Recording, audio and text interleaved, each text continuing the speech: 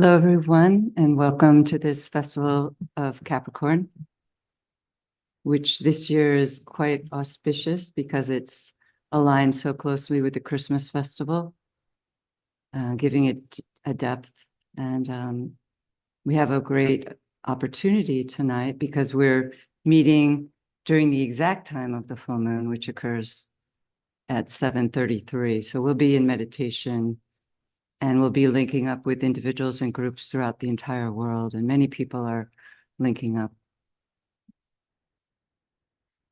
Because as we know, we're passing through a period of major crisis in the life of humanity. And issues are being raised and brought to the surface, issues which have been festering for many years. And these crises hold out the opportunity that through the conflict, humanity can eventually attain a great step forward. Each month, the full moon is a period when there's a subjective opening between the inner and outer worlds. And as we gather together, we provide points of light within the etheric field of our planet through which higher spiritual energies can flow. So let's use our work together tonight during this time to enter into meditation deep and to contribute to humanity's ability to see clearly, permitting the more moderate voices in our world to prevail. The full moon work each year brings with us this culminating energy of Capricorn. It's a sign known in spiritual teachings as one of periodic arresting, because the disciple can go no further than the light that he enters into on the mountaintop of Capricorn. And the two subsequent signs of the spiritual year, Aquarius and Pisces, see this disciple descending from the mountain and entering into the valleys of the world, distributing that which has been attained at this high point. And with this full moon day, we are standing at the height of that mountaintop. The progressive nature of the monthly full moon ritual is a reflection of the disciple's path of return, the path through which the disciple moves from darkness to light. We could view this journey, this monthly journey, as a type of breathing exercises, because we know that in the exercises of the breath, we have 4 divisions: an in-breathing, followed by a pause, out-breathing, followed by another pause. And in this cycle, we're now passing through the final phase of this pause. And this is a long, extended period of pause this year because of this full moon period. The door between hierarchy and humanity is open wide for those who can establish the requisite alignment through which the will to good can be tapped and goodwill released throughout the world. Capricorn is considered the most mysterious of all the 12 signs. For the mountaintop, after all, is shrouded by clouds, and the higher one ascends, the thinner the air, making the journey difficult. But eventual success comes through the summoning of the strength of this sign that enables the disciple to keep moving forward. It's said that those who undertake this journey esoterically are known as the goats, embodiments of faith and Shraddha. Goats are strong, solitary creatures who can sustain themselves on sparse rations. They're nimble on their feet. They're able to jump across deep and treacherous ravines. And so we in our own lives have to attempt to embody those qualities as well. As the summit is reached on the mountain of Capricorn, the goat is mysteriously transformed into the unicorn, the fighting creature of God, the initiate, with its one golden horn outstretched, revealing the many-colored lights of the inpouring rays and constellations to which the extended and expanded contours of the mind reveal on the mountaintop. There's a great influx of color at this moment. Capricorn is a sign of grounding between spirit and matter, being the most potent portal for the influx of the energy of the seventh ray, which, because of its synthetic nature, leads to the revelation of that sacred light, the light supernal. The majesty of this sign is reflected in its close relationship with the sacred stars of the Pleiades, which are part of a most important triangle, which overshadows our entire solar system. As many of you know, this triangle is composed of the great constellations of the Great Bear, Sirius, and again, the Pleiades. The Pleiades represent the third aspect of divinity. They're known as the mother aspect. They're called, in the esoteric world, the seven sisters, or the rishis, the wives of the stars, seven stars of the Great Bear. And the light of the Pleiades is directed, we're told, through this constellation of Capricorn and distributed through the planet Mercury to humanity. So there's a chain of influx of energies at this time. The energy of Capricorn is instrumental in the relationship to humanity's spiritual unfoldment and to the creation of those conditions which are helping to prepare our planet for the appearance of a great teacher who comes forth at the beginning of each age. And there's an ancient passage in the teachings, which I'd like to read, which highlights in a very mysterious fashion the relationship between these points of the Pleiades, Capricorn, Mercury, and humanity. So we read that Capricorn says, I am the densest point of all the concrete world. I am a tomb. I'm also the womb. I am the rock which sinks itself into the deep of matter, because Capricorn is the most dense of all the 12 signs. But it's also the sign of the greatest heights. And we read, I am the mountaintop on which the sun is born, on which the sun is seen, and that which catches the first rays of light. Then we read that the initiate standing upon the mountaintop experiences this great influx of light, which becomes possible through Mercury, the messenger, the bridge.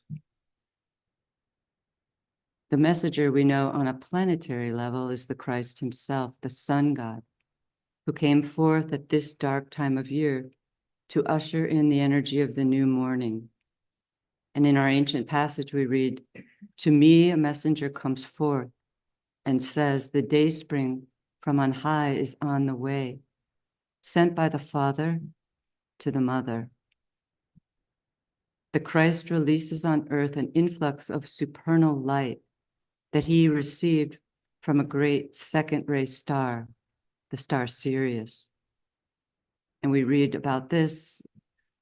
Upon his way unto this nether star we call the earth, he stopped at a bright sun where shines the light of love, and there received the accolade of love. So thus he brings bright gifts to man, for he is man himself.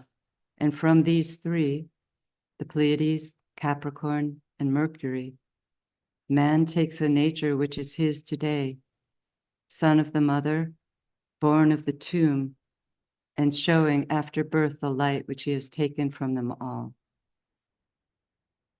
So there's much promise from this relationship between the Pleiades, Capricorn, focalized through Mercury, and distributed by humanity. There's a great influx of light. in other words.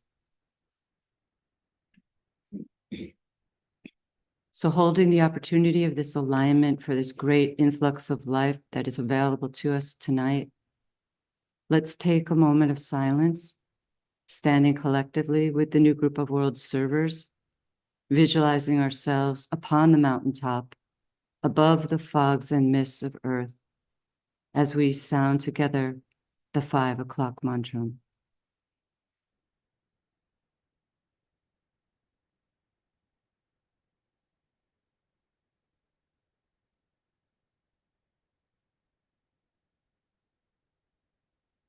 May the power of the one life pour through the group of all true servers. May the love of the one soul characterize the lives of all who seek to aid the great ones. May I fulfill my part in the one work through self-forgetfulness, harmlessness, and right speech. Oh.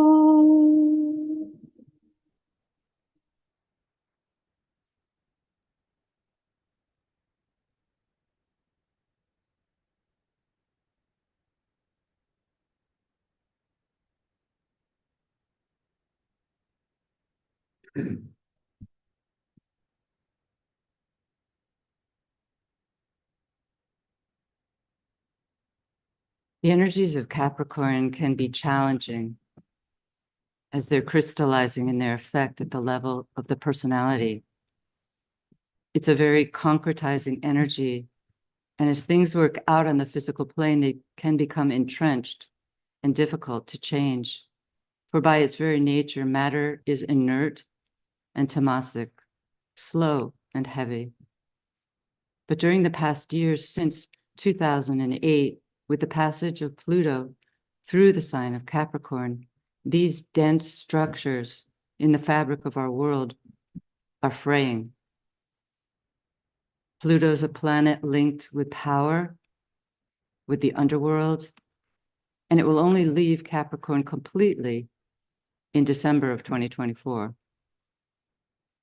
This period has had a severe impact upon all aspects of our planetary life, particularly the financial systems of the world.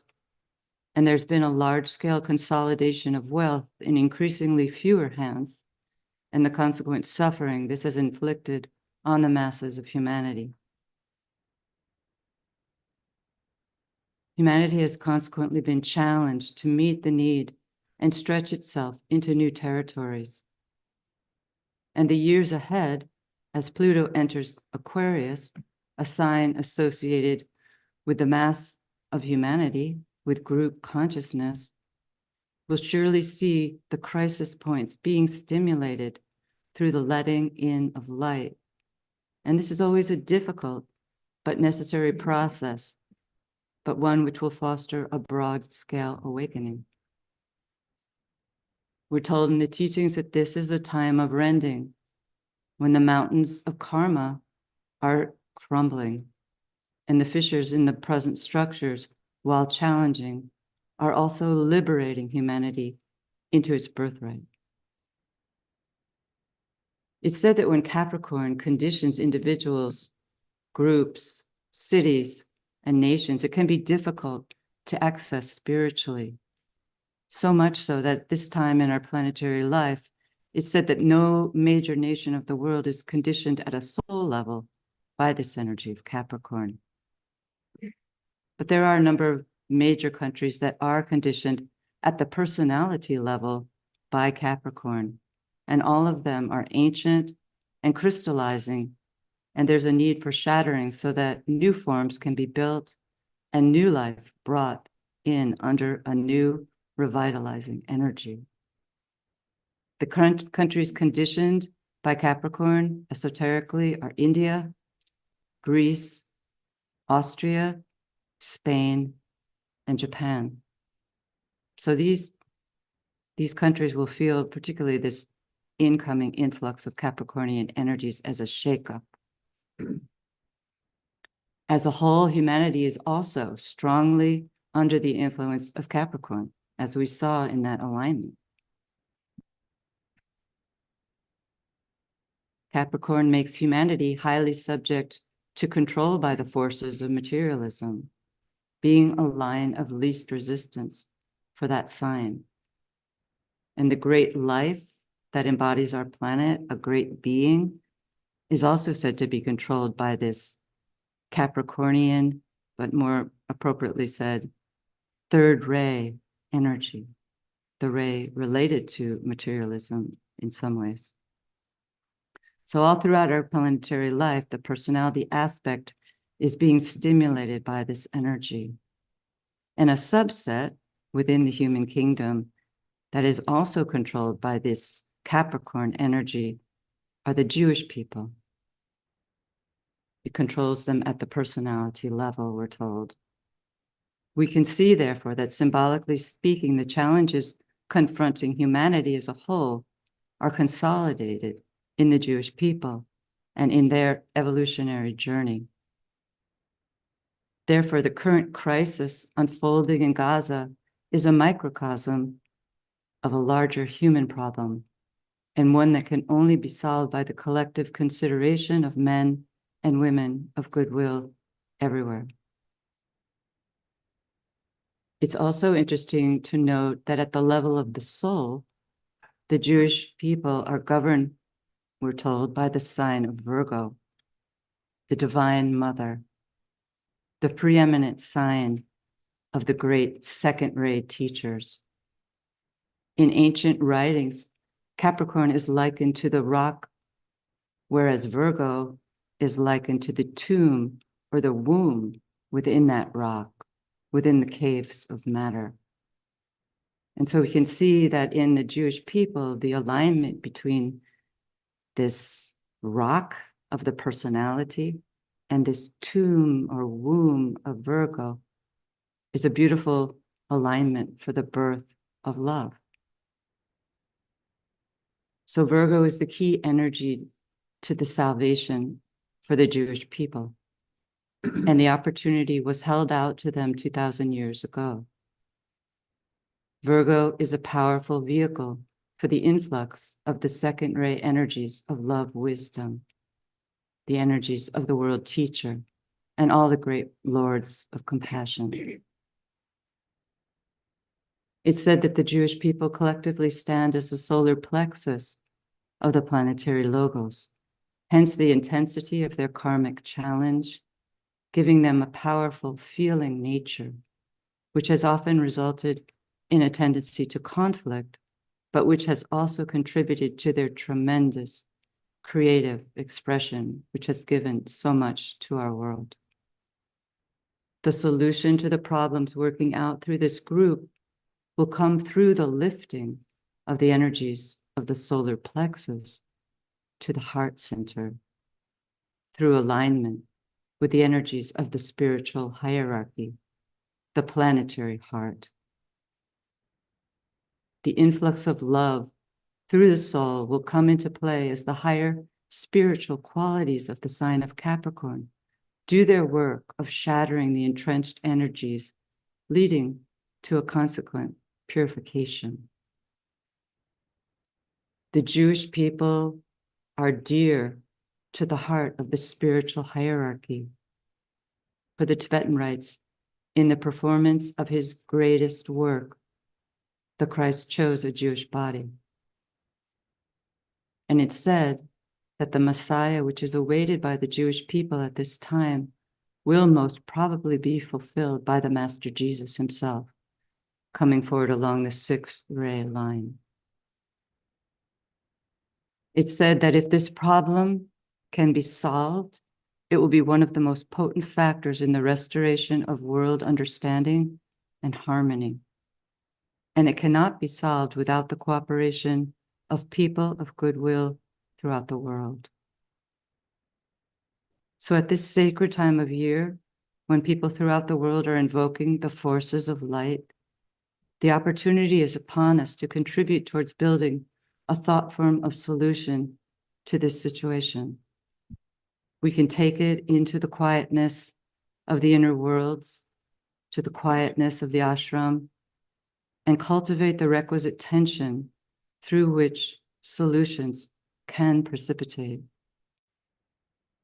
Let's take the opportunity of this full moon period to hold the area surrounding the Middle East in our thoughts and prayers, visualizing a white, five-pointed star hovering over the entire area, doing what we can to quell the turbulent energies through a downpouring of the energies of the planetary heart.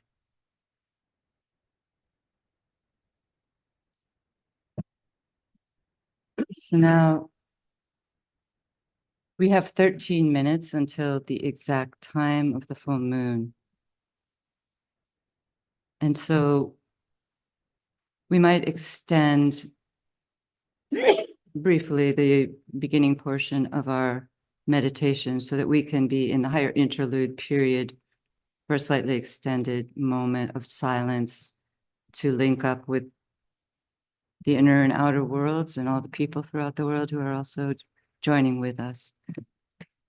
In a minute or so before the exact time of the full moon, I will announce that, but then we'll continue to work in silence.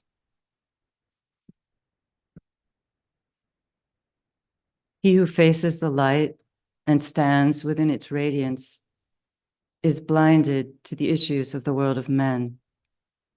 He passes on the lighted way to the great center of absorption.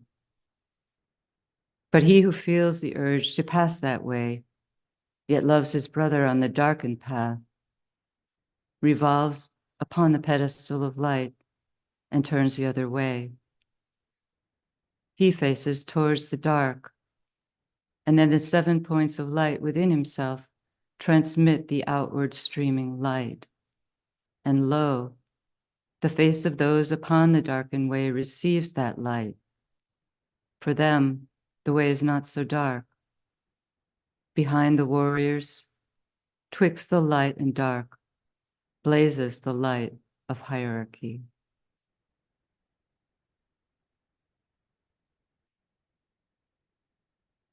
So let's just take a moment to link with all the other individuals and groups working throughout the world.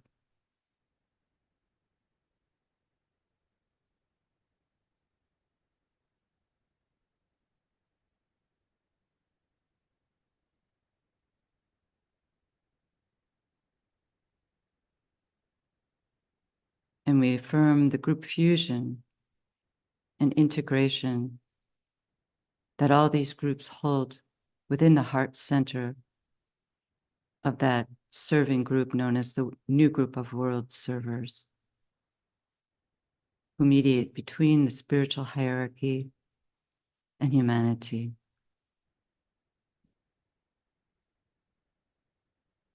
We sound the affirmation of group fusion. I am one with my group brothers, and all that I have is theirs. May the love which is in my soul pour forth to them. May the strength which is in me lift and aid them. May the thoughts which my soul creates reach and encourage them.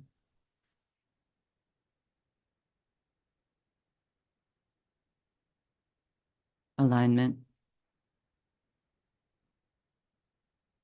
We project a line of lighted energy towards the spiritual hierarchy of the planet, the planetary heart, the great ashram of Sanat Kumara.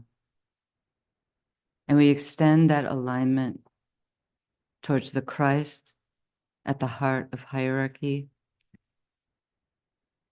and then towards Shambhala, where the will of God is known.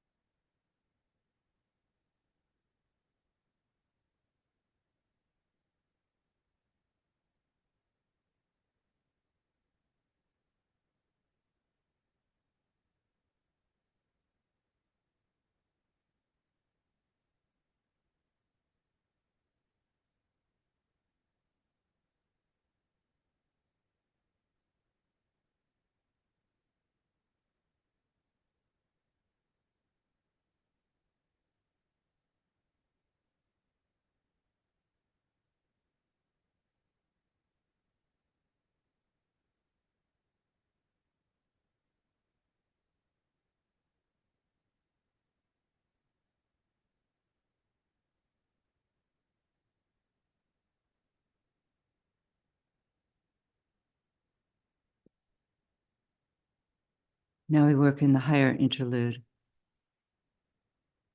holding the contemplative mind open to the extraplanetary energies, streaming into the highest center, Shambhala, radiating through the spiritual hierarchy. And we use the creative imagination, and we endeavor to see the three primary planetary centers, Shambhala, hierarchy, and humanity, gradually coming into alignment and interplay.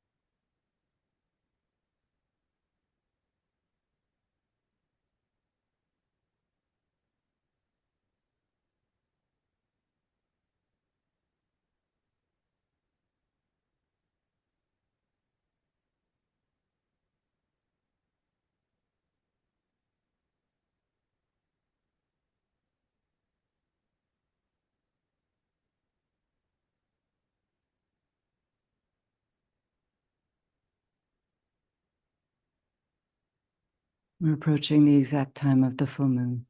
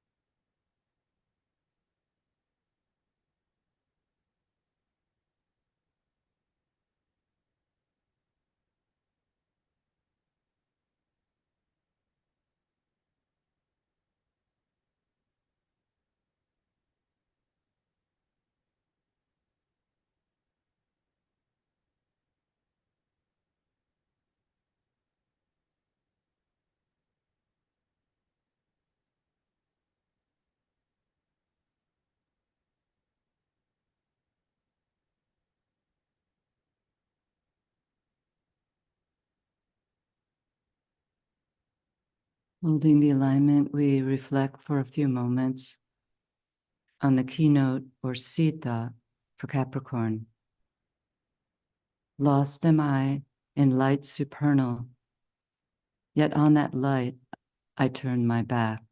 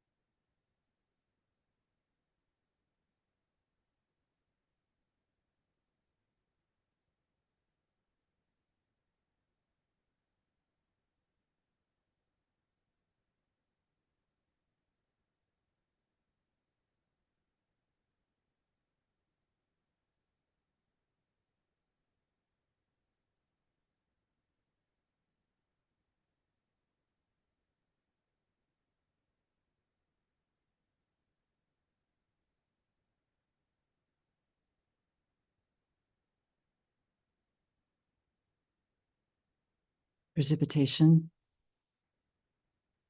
Using the creative imagination, visualize the energies of light, love, and the will to good pouring throughout the planet and becoming anchored on Earth in prepared physical plane centers through which the plan can manifest.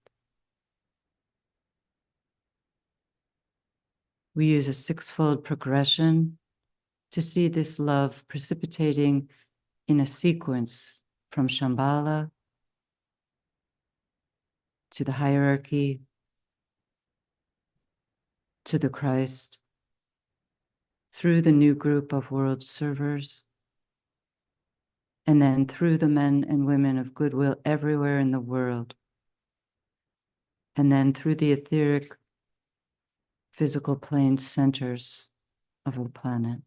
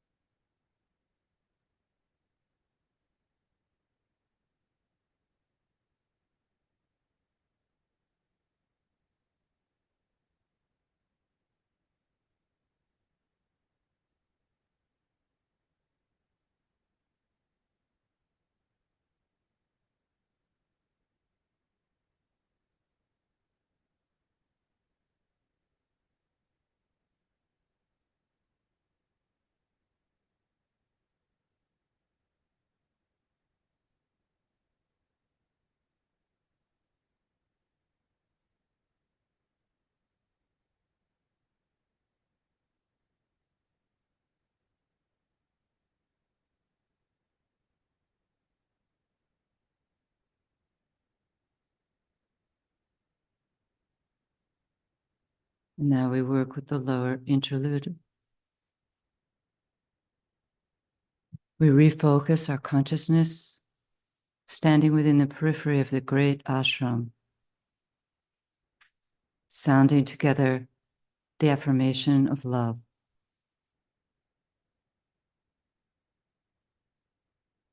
In the center of all love, I stand.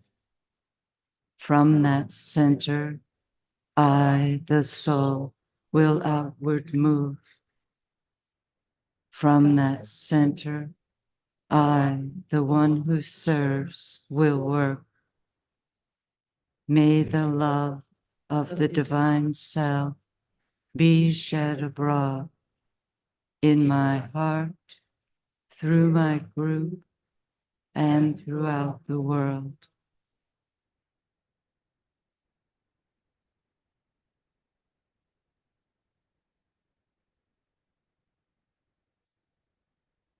Visualize the downpouring spiritual inflow released from Shambhala through the hierarchy and streaming into humanity through the prepared channel. Consider how these inpouring energies are establishing the pathway of light for the coming world teacher, the Christ.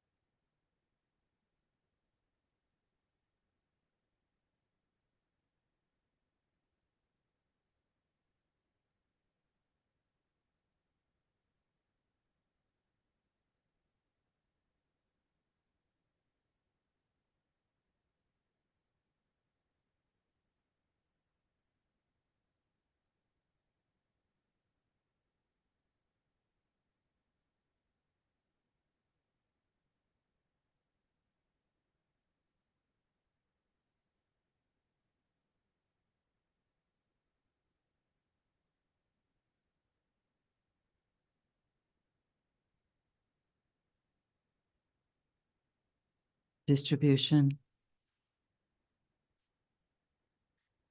As we rhythmically sound the great invocation, let's visualize the outpouring of light, love, and power from the spiritual hierarchy through the 5 planetary inlets: London, Darjeeling, New York, Geneva, Tokyo, irradiating the consciousness of the whole human race. From the point of light within the mind of God, let light stream forth into the minds of men. Let light descend on earth.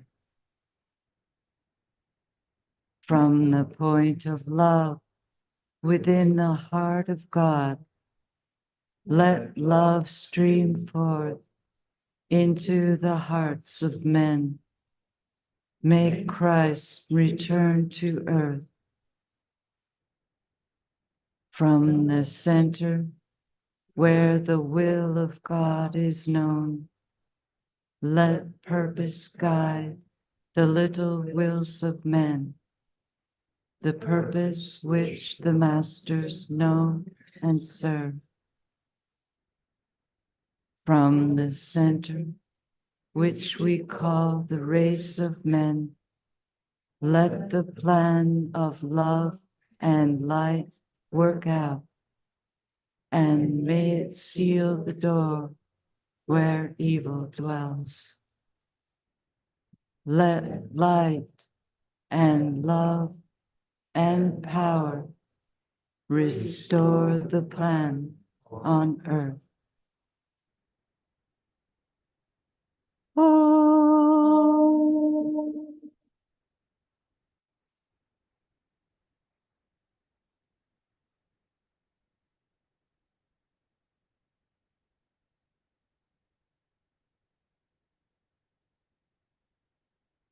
Oh.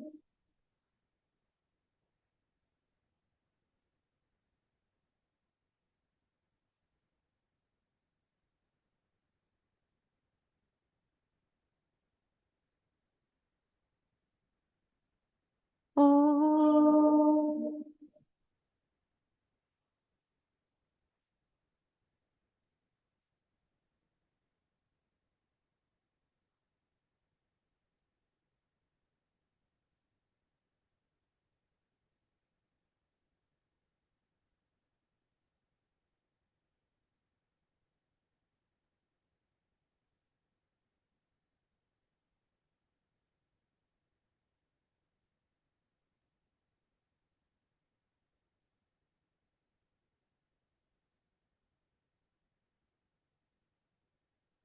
Thank you, everyone. So we have a few announcements for our upcoming meetings. The Goodwill Meditation Group webinar will be canceled for December, and then next month it will take place on Wednesday, January 31st at 12 p.m. Eastern Standard Time. And next week, we will have a Triangles Meditation Group webinar on Monday, January 8th at 3 p.m. Eastern Standard Time. And that will be followed by the New Moon Meditation meeting on Wednesday, January 10th at 6 p.m. Eastern Time. And then we culminate our announcements with the Festival of Aquarius Full Moon Meditation on Wednesday, January 24th at 6 p.m. Eastern Time. So thank you so much for your focused work, and we really appreciate your gathering together with us on this special occasion. Thank you.